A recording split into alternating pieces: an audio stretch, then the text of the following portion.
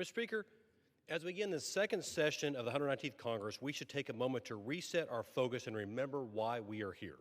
A new year and a new session brings new opportunities, but the mission remains the same. Kansas sent me to Washington, D.C. to deliver results for the people of the Big First District, and that is what I will continue to do. The Big First is home to farmers and ranchers who get up before the sun and work until the job is done. It's home to small business owners and families who balance budgets, meet payroll, and expect the same discipline from the federal government. Kansans are practical people. We believe in hard work, common sense, and accountability.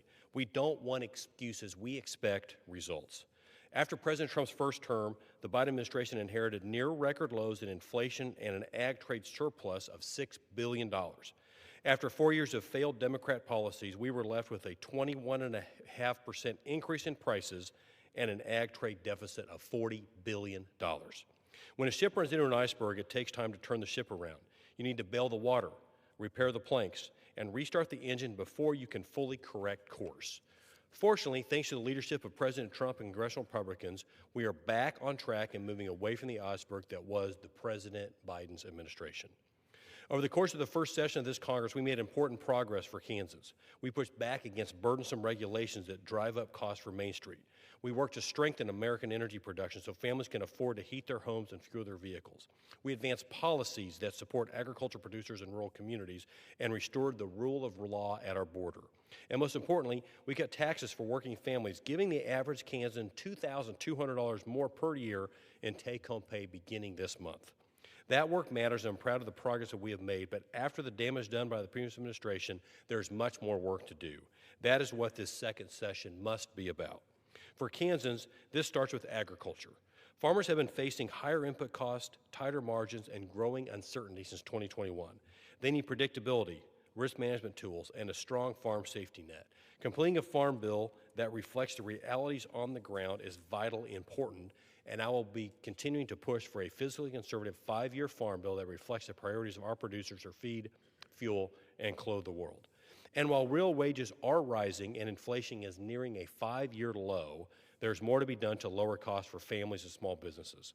Washington regulations often hit Americans hardest in rural communities like the ones I represent. Common sense regulatory relief is not about cutting corners. It is about letting people work, grow, and innovate without unnecessary government interference. Energy is another area where House Republicans are working hard for the good of our nation. Kansans support an all-the-above energy strategy that prioritizes American oil, gas, biofuels, and renewables. This approach supports good-paying jobs, strengthens our economy, and keeps prices affordable. Green New Deal policies that pick winners and losers or ignore rural realities do not work in places like the Big First of Kansas, and this Congress has a responsibility to pursue solutions grounded in reality, not ideology. Finally, Congress needs to ensure that we continue good stewardship of hard-earned taxpayer dollars.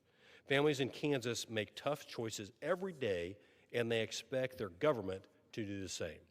Last year, we rescinded $9.4 billion in waste, fraud, and abuse found in federal programs, such as funding for Iraqi Sesame Street, electric buses in Rwanda, and LGBTQ programs in Uganda. Fiscal responsibility is not optional. It is a basic obligation that House Republicans are focused on each and every day in the 119th Congress. Mr. Speaker, the second session of this Congress is not about starting over. It is about following through. Kansans sent me here to stay focused on results, not political noise. I will continue working to make sure this body delivers real outcomes for the Big First District of Kansas and keeps its promises to the people that we serve.